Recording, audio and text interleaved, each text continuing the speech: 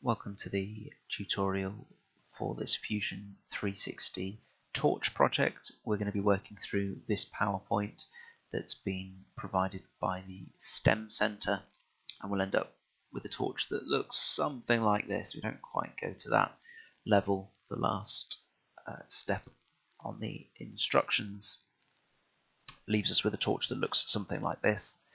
There is a model you can view of this torch, which has the same kind of basic geometry, and then they've obviously added to it. So if you click that link, you can see that 3D model. But in this video, we will build this, and then we'll do a bit of rendering and playing around. We'll make an emissive element that lets out light. As you can see, it's kind of spreading light in this render window. This guide is freely available online if you search for STEM Fusion 360 torch.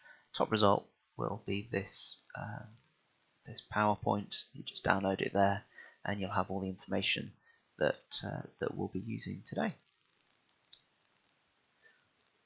Okay, as with every project, we're going to start a new design. We're going to save and simply call this torch. I would say that this is one of the more advanced projects. I would definitely recommend having a look at some of the other ones prior to this. The instructions are a little more sparse.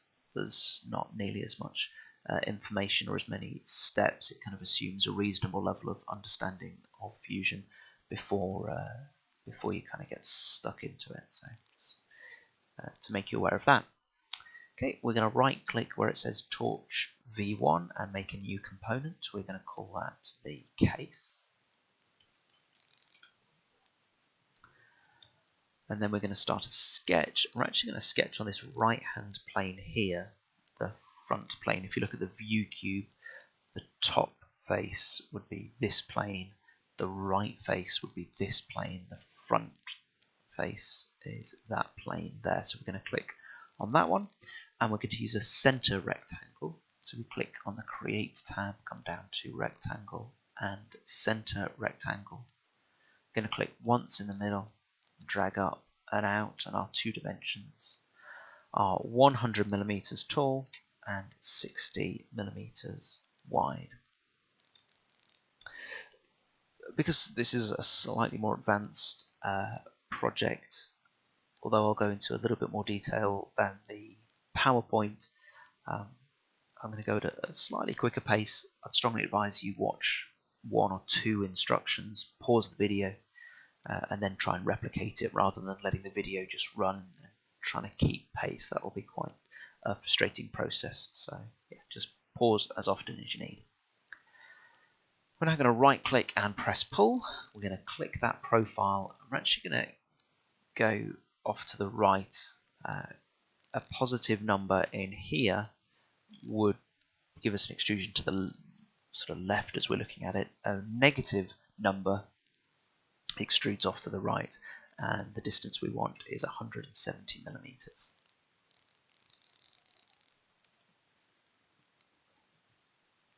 We're going to apply a small fillet to these top edges. The tool is under the Modify tab, or shortcut F. We're going to select the top two and the bottom two. Just make sure you pick up that one running through there, and apply a 10 millimeter fillet to those edges. We're now going to do a sketch on the rear of the torch body here. I'm going to click on there. We need to draw a small construction line that's 10 millimeters long through the middle here. I'm going to press L for the line tool. And I'm going to press as a shortcut. You can click up here to change it to construction. If you press the X key, it will toggle between construction and out of construction. I'm going to make sure I'm on the middle. I know that because of that triangle symbol. I'm going to move my mouse along that axis and put 10 millimeters. As long as the degrees is 0.0, I'm good to press enter, and I have my construction line. I need to change out of construction mode, so I'm going to press X once more, because the next line is going to be a solid line, and it is a 3-point arc. we're going to click somewhere near the top. Just be careful not to hit that point. Fusion will pick up kind of points of interest, the middle of the arc, the end of the arc, the middle of any lines, but that will apply a constraint. It will kind of be stuck to that point, which isn't really what we want. So we're going to click anywhere else. It doesn't really matter as long as it's not on one of those kind of predetermined start points. 1, 2, somewhere on this bottom edge again, not at that point, and drag out. So we just touch the 10mm mark. We're now going to put in 2 dimensions, so we could click up here or press the D key for the dimension tool, and we're going to dimension that point, the distance from this edge, not that point, not the middle of the arc, but the distance from that top edge. And it's going to be 15 mil, same on the bottom. And that is the arc shape that we're going to make use of in the next step. We're now going to right click, press pull, rotate round so we can see it from an angle. It's going to make it a little easier to look at. We're going to select that little segment there and cut that through. It's actually going to be -150. We're now going to do quite an interesting operation, which is to mirror a feature. We could have just drawn the arc on the other side and dimensioned it and cut it out. But this is a really handy little tool to have. If we have the mirror here, we're going to mirror features. It'll probably be set to faces, which we don't want. We want features, and you can either click the feature, which would be this kind of cutaway, or you can select it in the bottom, in the timeline down here. And then the mirror plane, when it move over to select that, because we drew a center rectangle and essentially we've built around this plane here, you can see it's going to have an equal distance left and right. That plane is bang in the middle, so if we click on that plane, it will bring that in on the other side. Press OK and it should replicate the cutaway. Okay, moving down. We're going to apply a small fillet to the back, so I'm going to press F, fillet, click the back face and press 5, so we get a small 5mm fillet in there. And then we're going to start working on the front of the torch. Now the very front glass portion is 70mm away from this main case. To do that, we're going to have an offset plane, so we're going to click Construct, Offset Plane, once on the front face, and then we're going to come out 70mm. I'm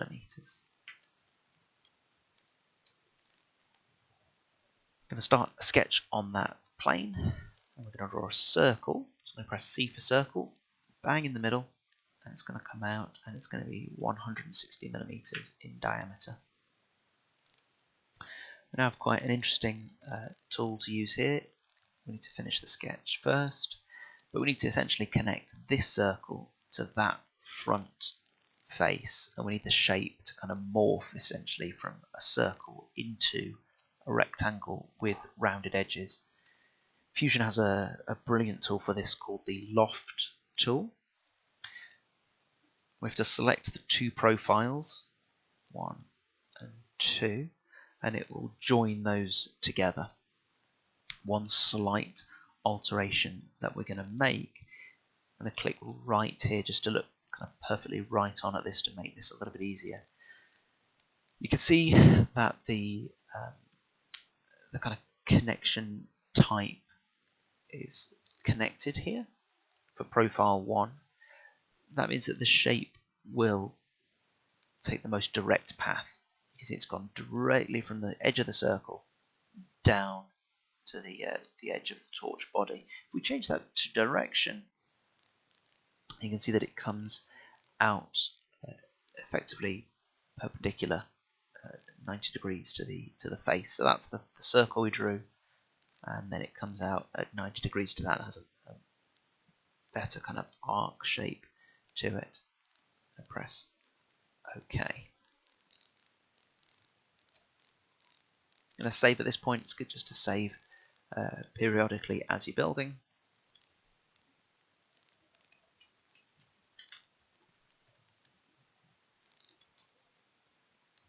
Okay, We're now going to create the handle. In order to do this, we're going to use a tool called the sweep tool. That will take a shape, as you can see in the little illustration there to the right. It's taken the circle profile and it's following it along a line. So we need to draw two things. We need to draw the path, the line it is going to follow, and then the profile that we wish the handle to be. So we're going to start a sketch again on that middle plane. It can be a little bit difficult to pick that up because we've got curved surfaces and flat surfaces and all sorts. If you move your mouse over it, I mean, you could just pick it up there, but a nice trick is if you move your mouse over the feature you wish to select and click and hold, it brings up a number of options. So I could do a sketch on that flat face, or on the YZ plane, or on the face on the far side. It's the YZ plane we're going to be sketching on. If it hasn't auto-rotated, it might be because you have 3D sketch selected. It won't auto-rotate if that is selected. And if that's the case, you can uncheck that and just press look at, and you'll look directly at that sketch. So I'm going to do a sketch now of the handle profile. We're going to do this using lines. Now, this has automatically projected the edges. You can see that it's picked up that blue edge there, the circle, the front face here. If it hasn't done that, it will be one of your preferences. You can change them up here under preferences. But if you just press P for the time being and project the body, you'll pick up all of those edges. They'll come through onto your sketch. I don't need to do that because it's already projected those across. But if you would need to, that's how you do it. We're now going to draw a line from this top edge, just making sure I've snapped to it. Don't worry about the distance from the left-hand side just yet, but we are going to go 40 millimeters up.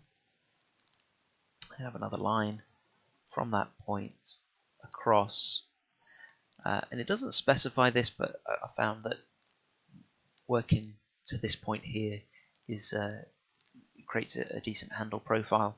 Note that my cursor isn't snapping to that axis. Nice little trick is if you come down and you pick up a point up on the line that you wish it to follow and then move your cursor up, you can see it's got the dotted line and it will now stick to that point. Even if I come away from it back to it, it now sticks. So I'll have a click there, and then it doesn't really matter the length of this. Again, if you wanted, you could specify that it sits on this kind of horizontal line here. That'll be absolutely fine. The important thing is that we're going to press tab and change that angle to 135 degrees. And again, it's now stuck to 135. I'm going to come down. It doesn't really matter as long as you're inside the kind of top of the torch, a reasonable distance. Somewhere around 50 mil would be fine. I'm just going to come down until it picks up that horizontal, and then use the green tick to finish my line. We're now going to add a couple of fillets to this sketch. So click once on the line we've just drawn, and then once on the top line, and that's going to be 40 millimeters. And again on the top edge and the right hand edge, and that's going to be a 20 millimeter fillet. We're now going to put a constraint in, a dimension of 20 millimeters between this line and this edge over here. So I'm going to press D for the dimension tool, click this edge and this edge, come up and type 20 millimeters. And that'll just position everything correctly. We're then going to press OK, and that's the path that our handle is going to follow. We're now going to create a sketch on the top of this torch. And again, we'll need to pick up the end point of this line now, because my preference is such that it does automatically project, and that's a standard on Fusion, so hopefully yours will as well. That point should come in. If it doesn't, you're going to need to click P and project just as a specified entity, and we're going to pick up just that dot there and press OK. That was already projected onto mine, so I didn't need to do that. You probably won't need to do that either. You'll know whether you do or don't when you come to draw the ellipse. Again, it's under Create tab, Ellipse. If it'll snap to that point there, you're good to go. If not, you'll need to project it. Now the ellipse tool's a little bit tricky to use. You specify the width first, so it's going to be 30 millimeters. Then don't press enter, you actually have to click, and it should snap horizontally, which is what we want. So I've clicked once, and then I set the height as being 20 mil. And again, we can finish that sketch. So what we have now is a profile. We want that oval shape to follow this line here. That's why it's really important that that oval sits right in the middle. Oh, sorry, the path, I guess, sits right in the middle of the oval, which is why we had to project it. Okay, we're now going to create, not a revolve, a sweep. So on the Create tab, we're going to do Sweep. Just work through the highlighted instructions. So the first thing to select is the profile. We're then going to move on and select the path, which will be this. Now just be careful, because that line descends into the body of the torch, it's going to default to being a cut operation. We don't want that. We're going to change that to being a join, and that handle will then become part of this model. I'm going to save again. It's always helpful to give it a name that kind of just describes the last step you've done. Okay, starting to look much more like a torch.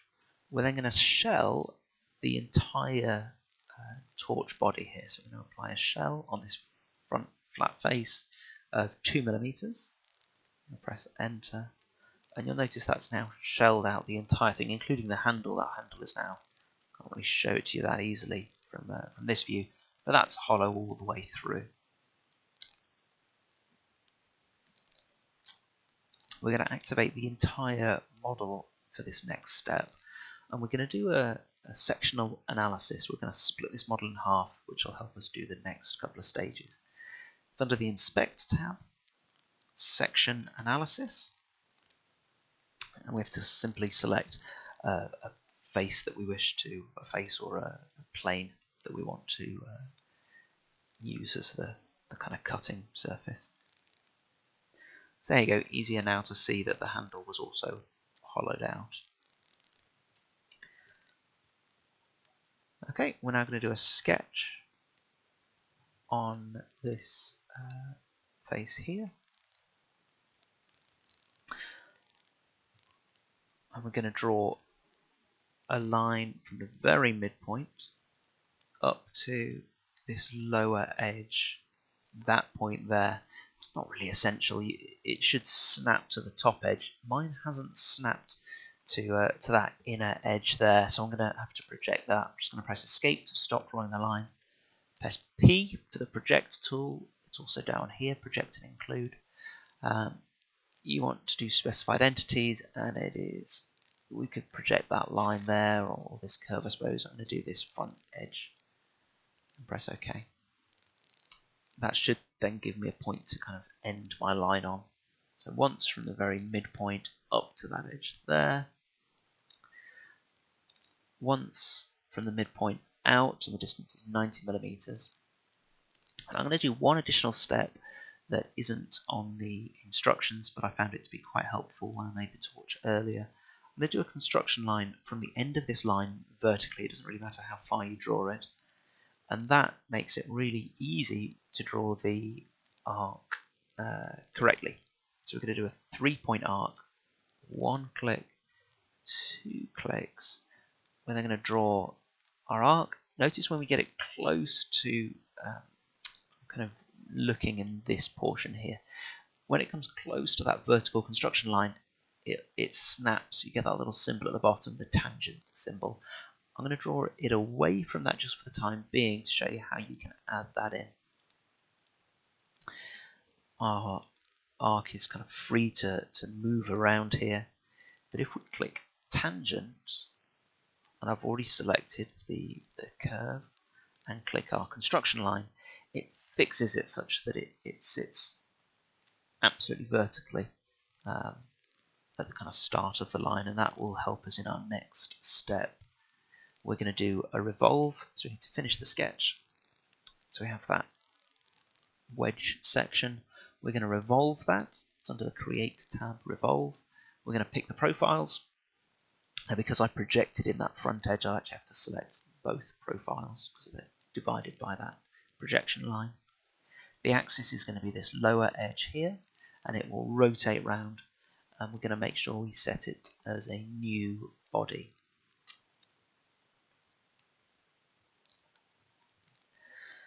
So if you're following on the PowerPoint, I found step 21 didn't work as it indicates on the instructions. Just to kind of show you what I'm talking about. It says to click shell and shell this the front part of the torch to a thickness of 2 millimeters. When I did that, I actually lost this inner section and I was only left with the front glass portion, and I kind of lost the reflector. I don't know if that's just a change in Fusion. This PowerPoint was made on a slightly older version, but I found that if you essentially swap the operations of slide 22 and 21 around, it works much better. So we're going to move on to 22 and then we'll come back. We're going to split this into the glass front and the reflector back. We're going to make this one body here. We're going to turn that into two bodies. In order to do that, we need the work plane that we drew originally, which is found under the case. So if you expand the case component, and in the construction tab, we have that plane that we originally drew the circle on. We're going to come into modify and split body. We're going to select the body to be split. We can pick it up over here, or we can just click it. I maybe advise clicking on the body itself. If you click over here and you select the wrong thing, it won't work as you want, but it doesn't really matter so long as you picked up the right piece. And the splitting tool is going to be that plane. Again, to make it visible, I just click the little eye symbol, and that's the plane we're going to cut it on. You can see the red circle indicating what's going to be split. When we press OK, just keep an eye on body 1. We've only got one body. I press OK. Give it a second, and now we have two bodies. We can turn them off independently. We have that sort of reflector portion and the lens, or the glass piece. I'm going to have to turn off that construction plane. We don't need to see that anymore.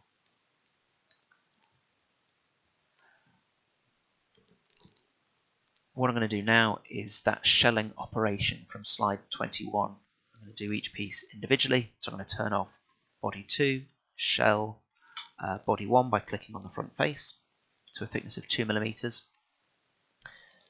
which kind of retains that edge which we lost earlier if we did it prior to the splitting. And then we're going to shell the back face again to 2 millimeters inside thickness. And we've got the kind of end result we wanted, that hollowed out reflector and lens. Okay, page 23. We're going to select these two bodies. So just hold the Shift key down to pick both of them up. And we're going to right click and create components from bodies. So our first component is called case. Our second component is the glass. And our third component is the reflector.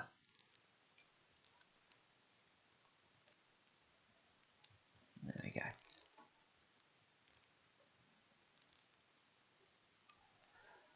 We're going to make a fourth component here. So I'm going to right click and make a new component. We're going to call this light bulb or simply bulb, doesn't matter too much. We're going to put a sphere in the middle here. I'd be a little bit careful when you're creating models to have an over-reliance on these. It's almost always better, as we've done with the rest of this design, to sketch the form and then either extrude it, revolve it, sweep it, or perform a loft. But sometimes it is appropriate to use the sphere or cylinder or box, and this is one of those times. So I'm going to put a sphere on this plane, the YX plane. It doesn't auto-rotate, so I find it helpful to click right and then we're looking correctly at it. We're going to draw it bang in the middle. It should snap to that midpoint, and we're going to make it 40 millimeters. I think the default comes in at 20, so just change that out for 40 mil.